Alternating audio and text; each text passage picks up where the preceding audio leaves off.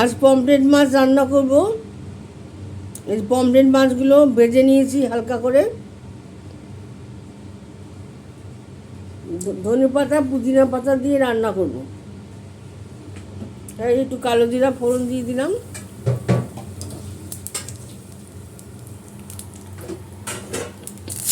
টমেটোগুলো দিয়ে দিলাম।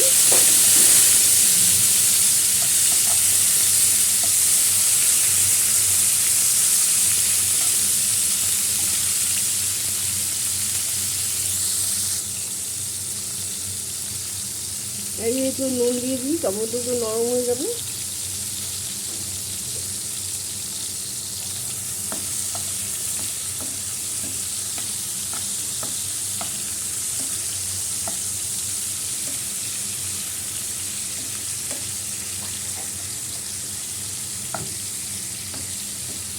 টমেটো মাছ তো সামুদ্রিক মাছ, একটুখানি রিচ করে রান্না করলে ভালো লাগে।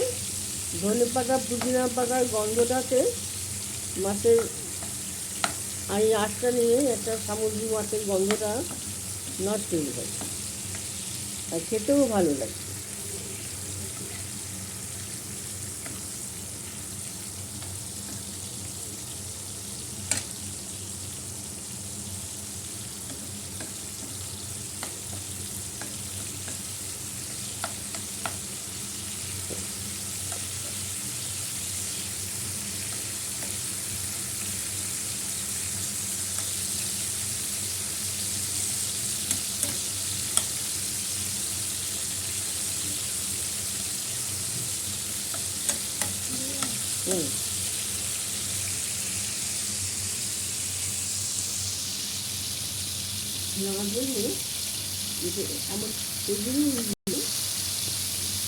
আর টমেটোটা নরম হয়ে গেছে।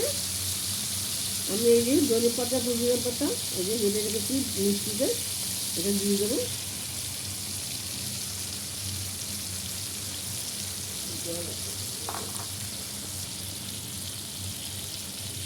এই মিষ্টি ধোয়া জলটা দিয়ে দিলাম। দিচ্ছি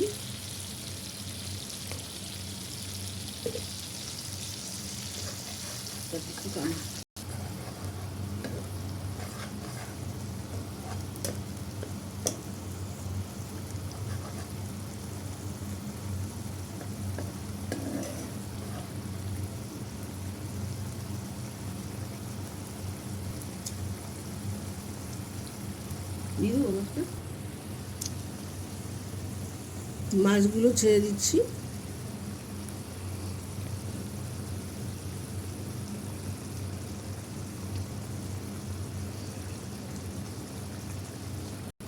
বন্ধুরা, পমফ্রেট মাছ এইভাবে খাবেন।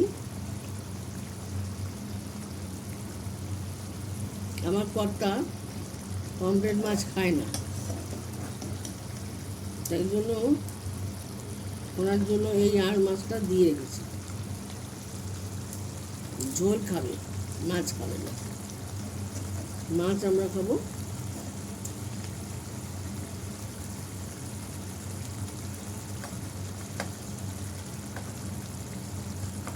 ধনে পাতা পুদিনা পাতা দিয়ে পমফ্রেট মাছটা রান্না করে নেবেন, খুব ভালো লাগবে খেতে।